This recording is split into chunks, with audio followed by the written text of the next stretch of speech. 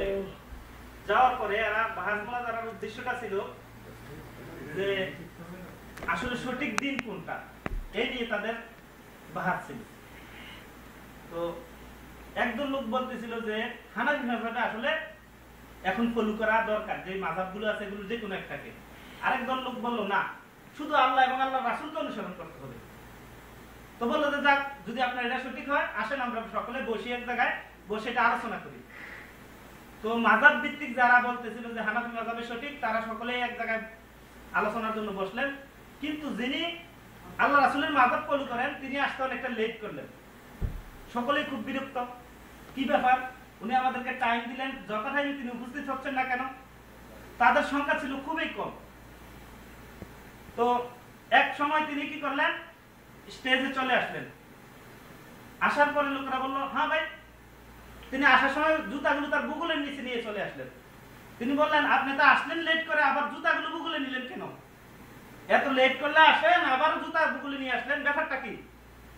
ভাই আমি শুনেছিলাম আবু বকরের যুগে এই একটা ঘটনা হয়েছিল যে জুতা চুরি করেছিল হানাফি মাযহাবের লোকেরা, এই জন্য আমার জুতা আমি বুগলের নিচে নিয়ে আসছি।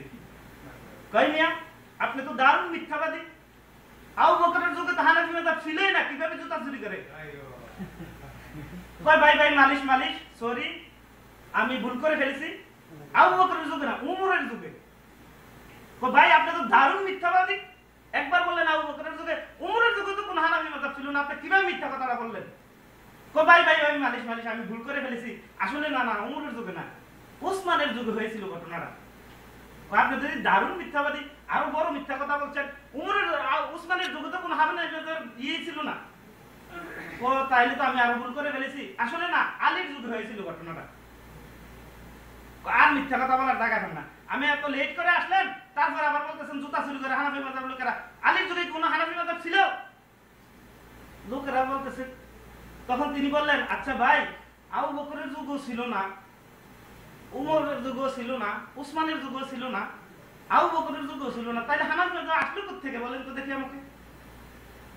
লোকেদেরকে বললেন তিনি যে দেখুন ভাই, ওনারা বলতেছে হানাফি মাযহাব ফলো করতেই হবে। এখন দেখেন আমি যেহেতু আল্লাহ এবং আল্লাহ রাসূলের মাযহাব ফলো করি, ওনাদের কথাই শুনুন। যেই মাযহাবটা আবু বকর, উমর, উসমান, আলীর যুগে ছিল না, সেই মাযহাবটা কি এখন চলতে পারে? তাই আমি তাদের সাথে বাহাস মুনাজারা না করে আপনাদের কাছে এই প্রশ্নটা উত্থাপিত করলাম। আপনারাই বিচার করে দেখুন এখন কোন দল সঠিক পথে আছে, আল্লাহ আল্লাহ রাসূলের দল নাকি হানাফি মাযহাব। আসসালামু আলাইকুম ওয়া রাহমাতুল্লাহি ওয়া বারাকাতুহু।